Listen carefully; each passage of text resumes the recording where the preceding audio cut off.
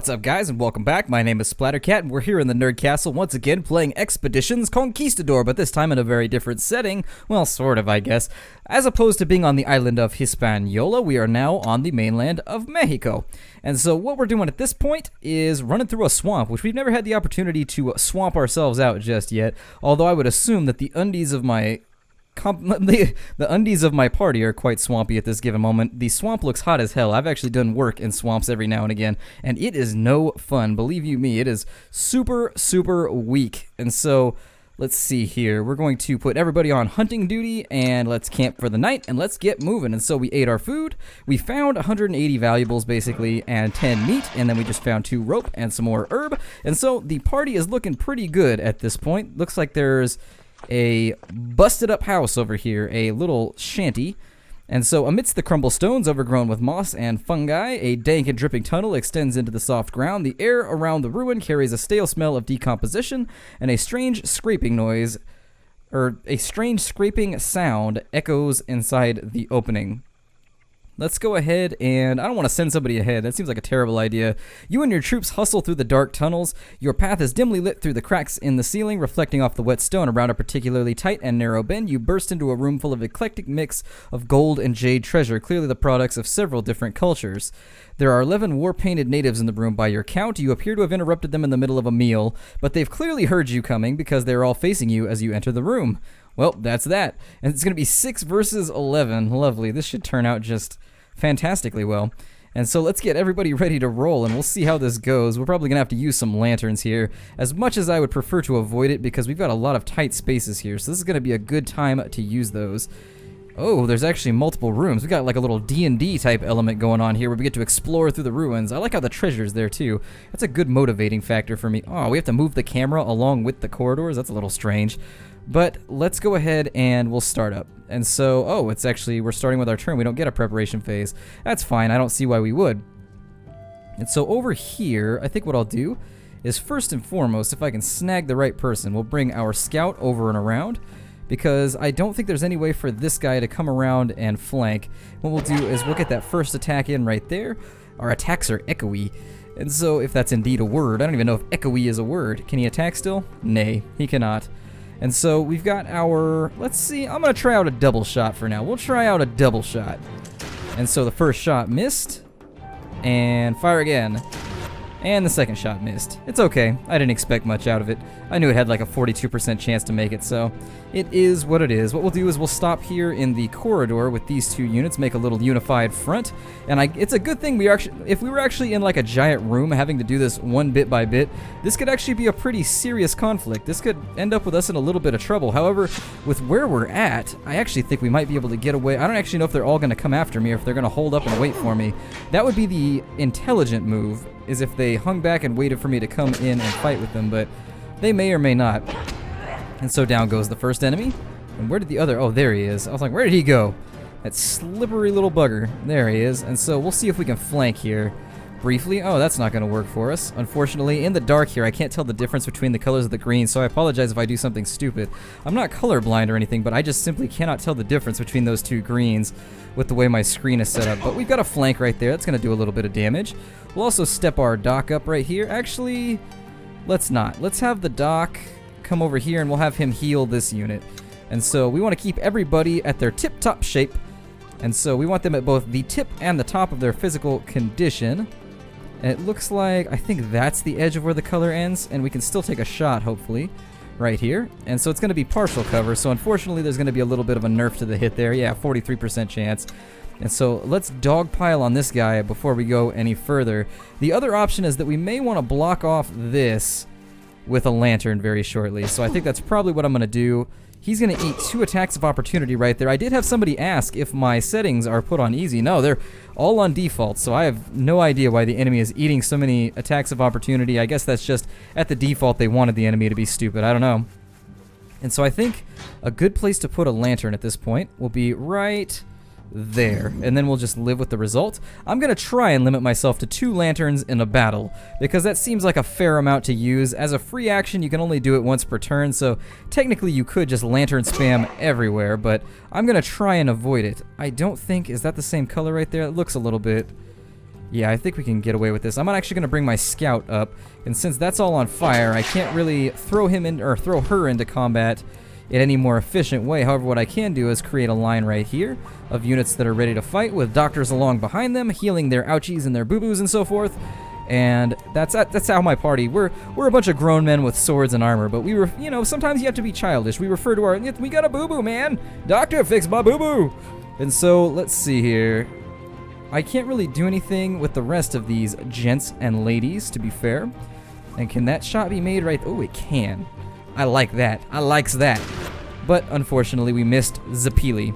That is quite a name, Zapili. And so let's, I guess, I don't want to trap my units in place, is the main gripe that I have here, is I don't want to get people trapped in a spot where they can get themselves into trouble. So we'll have him fall back a tad, and in the next turn, that lantern fire should move.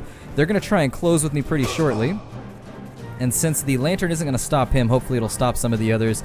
If they line up a bunch of ranged in the hallway, we may have just sabotaged ourselves, because this is the only path through to the other area, and so we may end up in a little bit of trouble there. Where did my scout go? Scouty? There we go. Let's rotate, because I think my scout has the bloodthirsty buff right now. There it is. And so a non-stop chain of just bloodthirst. Bloodthirstier than a room full of vampires on a fast. And so let's get him cured up. Use our herbal remedies here. And there we go. Get that poison nice and lifted. And yeah, I think I made a mistake with that lantern. I probably should have put it like back over here. That was a little close. And so now we're going to have to wait for the flames to go away, unfortunately. And it looks like the Indians, we may just end up passing like 5 turns right now. I'm just waiting to see what happens. Unless a grouping of flaming Indians decides to fling themselves at us, which could be both terrifying and uncomfortable. But let's see here. I'm just going to keep... There we go. Just let him walk through the fire there. He's going to have to earn it. And so he's decided to run up on us. And it looks like everybody else is sort of retreating. And since we've almost got the battle evened out in our favor at this point, why not keep it that way? And so I am going to have to shift people around. I'm kind of doing a little bit of Tetris action here with my soldiers to make sure everybody gets to where they need to be. I'd like Vidal to come in because she's got bloodthirst, and she's probably one-shot this guy right here. Yep, there it is. I love Vidal. Vidal is just my favorite character ever. And so let's wait it out right here. We're just going to pass a couple turns, and I have failed as a strategist. Sun Tzu, I am not. And so it looks like we've got a path through the flames now. Juan Ortega took a little bit of damage, so let's see here. I'll have my scout step forward first. Can my scout actually get it? Ooh, she can. And so what we'll do is we'll have her come up, attack, and then she's only got 1 movement left. So I was going to try and strike and then sneak attack back to our lines, but unfortunately not going to work out in that fashion. What we can do, though, is put a little bit of healing on Ortega, and we'll try and get him to close the gap here, too. I'm just going to keep them as my frontline hallway fighters, which sounds not very exciting. You are assigned to hallway fighter duty. And so there's that. I don't think anybody else is within any type of substantial range to get anything done. I'll bring the doc forward here, my McCoy, my bones as it were, and then we'll go ahead and pass the turn. I would like to draw into a fight in this room if I can manage it at all. It looks like we're taking a little bit of arrow fire, unfortunately. And what was that? Oh, okay. And Vidal took an attack. Oh, we're cursed, too. That's lovely. I don't really know what that's going to do to my overall combat efficiency. It's probably just going to, like, mess with my critical chance or something. I don't know. I'll have to take a look and actually see what cursing does in this game. But at the moment, I honestly have no idea. It's not something that I've been up against very often. I think I've had 1 enemy curse me, like, in the history of ever in this game. I think it was the very first battle, too, where I went to the temple or something like that. Somebody with a more eidetic memory or photographic memory will have to tell me how that worked. And I don't know if the herbal selection here will allow us to get him fixed up, but we're going to try on the next turn, and we're actually going to advance with everybody that we can here down the hallway. I'd hate to be trapped here, and if they throw a lantern on us, it would definitely be one of those situations where I'd have to elect somebody to throw themselves on the grenade. Normally, that's not how it works. Normally, you do it, you know, free of all prodding, but when it's for the greater good, I might push somebody onto the grenade and then just say that they dove onto it later, and just be like, I don't know. Well, let's go ahead and see if this works. If this works, I'll be pretty happy. Apparently, herbs fix curses. Who knew? And so we'll have her advance and take a swipe at the doc, because we just simply cannot have this doctor sitting around rezzing people and doing just nasty... Oh, no, a net trap. Well, that kind of modifies the overall order of the turn. And so let's move our doc into the room. We'll also start using double moves as much as possible to get everybody into this room, and we'll set up kind of a camp here. A campy situation in which we can keep everybody lumped together and dealing as much damage as possible. I like that the settings have changed for the battles, though. That is just refreshing. That's one of those things that I did not expect, and I'm happy to see it. So our unfortunate friend Vidal is a little overextended right now, and now poisoned. Overextended and poisoned, but she got an attack of opportunity there. And that was, oh, they went for the flanking attack. I was going to say, that was a little weird to eat an attack based on that, to do 17 damage anyways. And so it's now my turn, and we are going to We're going to repay the flank in kind. So there it is. The flank has worked against them, and then we will fire a shot there. And because she is poisoned, I'm going to bring the Doc. McCoy? That's Alvarado's new nickname. He's McCoy from now on. We'll go ahead and just throw a normal heal on her for now, and next turn we'll fix all the damage. It's weird that my scout is tanking all this damage at this point, but what can you do? And so it looks like we've got this room cleared out.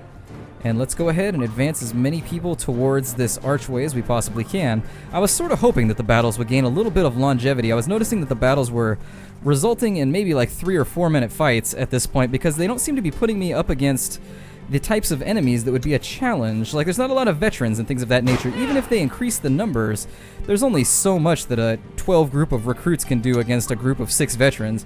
It's just one of those things where they're waiting for an ass whooping. They are cruising for a bruising. They are striving for a, I don't know, I can't think of anything that rhymes with striving. Striving for a, that's gonna bother me from now on. I'm gonna come back tomorrow and be like, aha, I've got the rhyme, I've got it. I have sat down and racked my brain, and my OCD has come up with a rhyme. You guys can tell me down below. Come up with something that meets brutalizing. Brutalizing meets striving. And so, striving for a kniving. There we go. I've got it. Never mind. I got it, guys. I can do this. Believe me, I can do this. And so, let's see here. Let's make sure everybody's in the hallway. And it's right at this point they'll have like Native American landmines or something. Is that a claymore? Oh my god!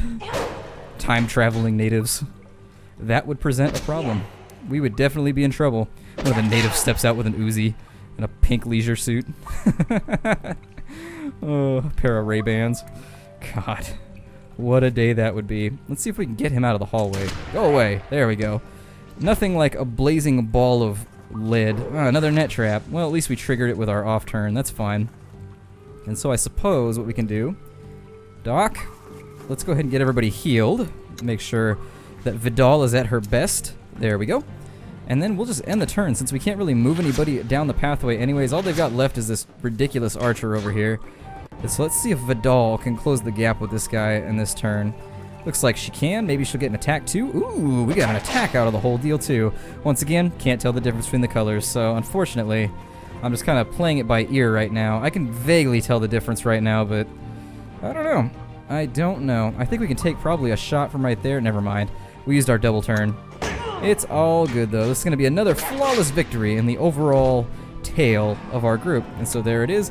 We stand to get a lot of treasure right here. So we find ourselves, after a quick battle, standing victorious. Your people help your servants search the cave and claim all of the treasure for Spain. Very nice. And so we got ourselves 1,200 treasure. We got ourselves 5 oil and 7 metal. And so that's not bad. Nice little mini quest chain there. Not really a quest, but a nice little diversion. Something that I found to be quite enjoyable along with the setting. I think that was a good plan. So let's keep on trucking here.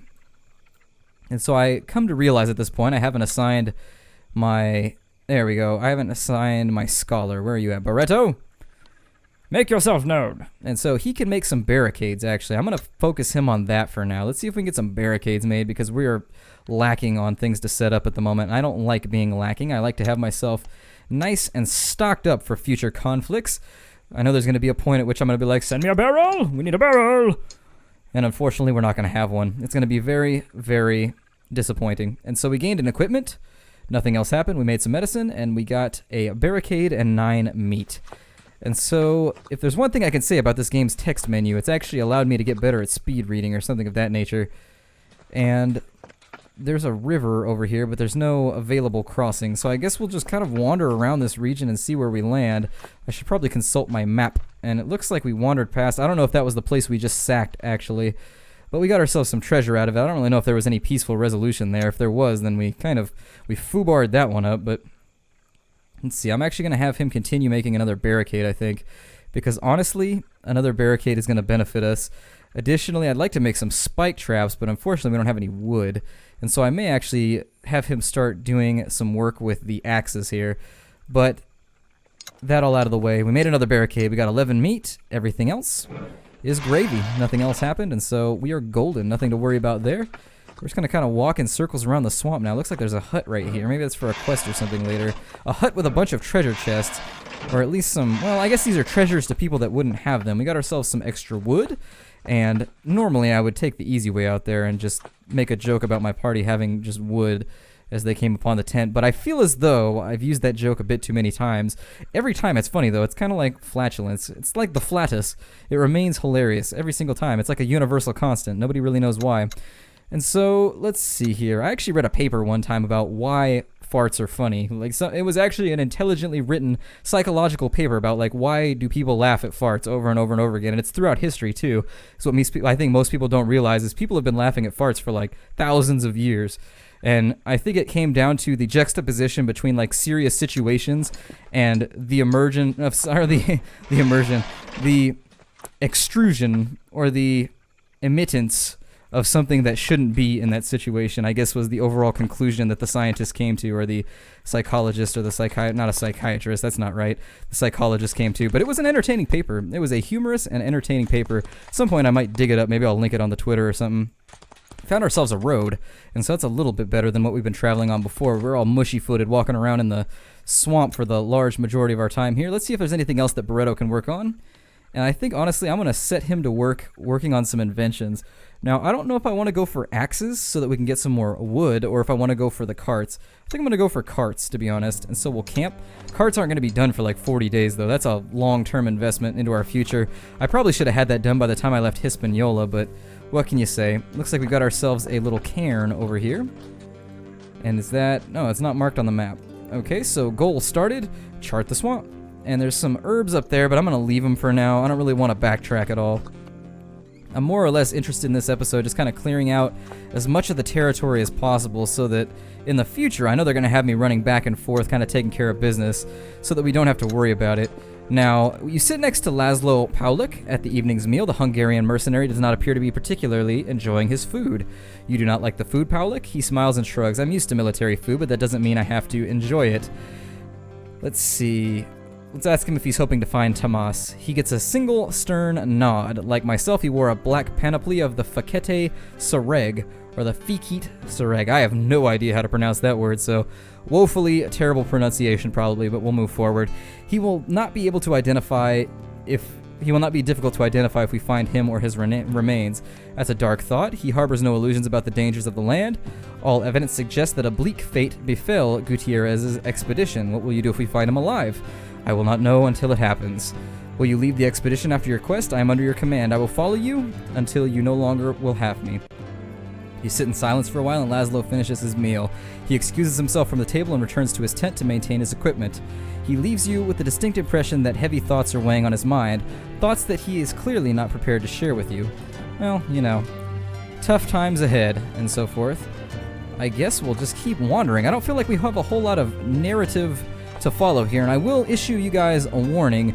I've heard rumors that Mexico is actually pretty buggy, and not just because we're in a swamp. They have grasshoppers the size of a fist here, and they have these large cockroaches and things, but it's not buggy in the way you might think for being in a swamp. Buggy as in there's overlying things that cause your character to change sexes. I've heard that certain quests may not be completable or finishable, things of that nature, so we'll have to keep an eye on that, and if it happens, I apologize. I'm not really sure how we're going to circumvent something like that, if indeed it does decide to rear its ugly head. Now, we got some medicine that day, a little bit of valuables, and some meat. Hopefully we'll find somebody to trade with, because all those extra valuables aren't really doing us a whole lot of good in our backpack. In fact, I kind of feel as though we've made our fortune already. What are we doing here? But then again, the valuables they could be talking about could be just like beads and things, so I don't really know what's included under the general term valuables. So I guess we'll head this way, even though it's to the south. Yeah, maybe... God, I don't really want to backtrack already, but it looks like there's... Oh, the pearl fishers. Did they say to the southeast? I may have just completely forgotten. I put a little expansive time in between each of these episodes, and sometimes I forget the dialogue we've had. I could probably go back and reread it, but... Reading. Reading. And so, nothing happened that day. We just gained a bunch of meat from hunting, and so we've basically supplemented our rations appropriately. 260 gold from that chest.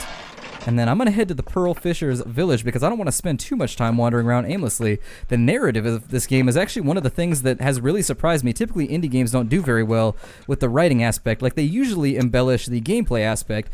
They tend to do a very good job at promoting fun gameplay. We got oil stolen in the night. That's a little disappointing, but we found 9 metal, so it's all good in the swampy hood. But anyways, as I was saying, indie games tend to focus on gameplay and making that really amazing, whereas this game has good gameplay, but at the same time, the writing is pretty good for an amateur team, and so Logic Artists has done a great job with the writing in this game. I'm actually pretty interested in the storyline.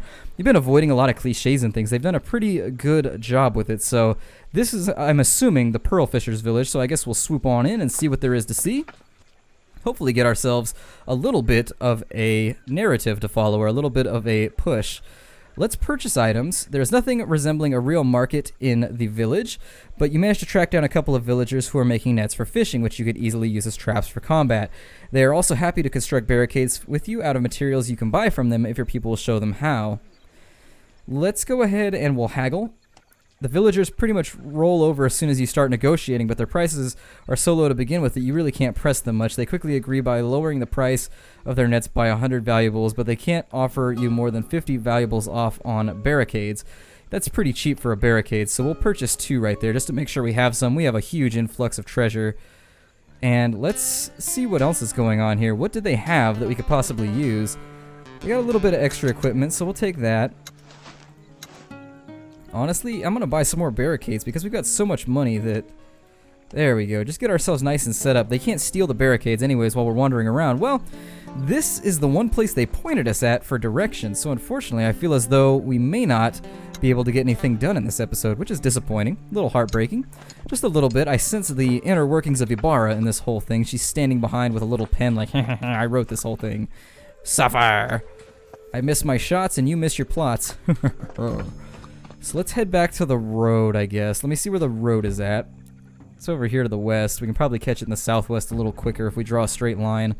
So let's go ahead and we'll move as best we can to the southwest. Kind of orient my camera in a way that makes sense to me. If anything else happens, at least we'll get our building done, or we'll get our research done on the new carts. We'll have the super badass carts with like the spinner wheels and like the crazy rims, like low profile tires and all that crazy stuff. We'll be looking pretty good as we roll through. People are gonna be like, damn! And so, oh look, we're under attack again. I think I'll save that battle for the next episode. Where we're at, I think that battle might take a little bit too long. And so, my name is Splattercat. Thank you for joining me here in the Nerd Castle for another episode of Expeditions Conquistador. I hope that it was entertaining, or at the very least enlightening, and helped you out with your gameplays. And I hope to see you guys next time. So take care out there, everybody. And the next episode will be forthcoming very shortly. I'll see you tomorrow.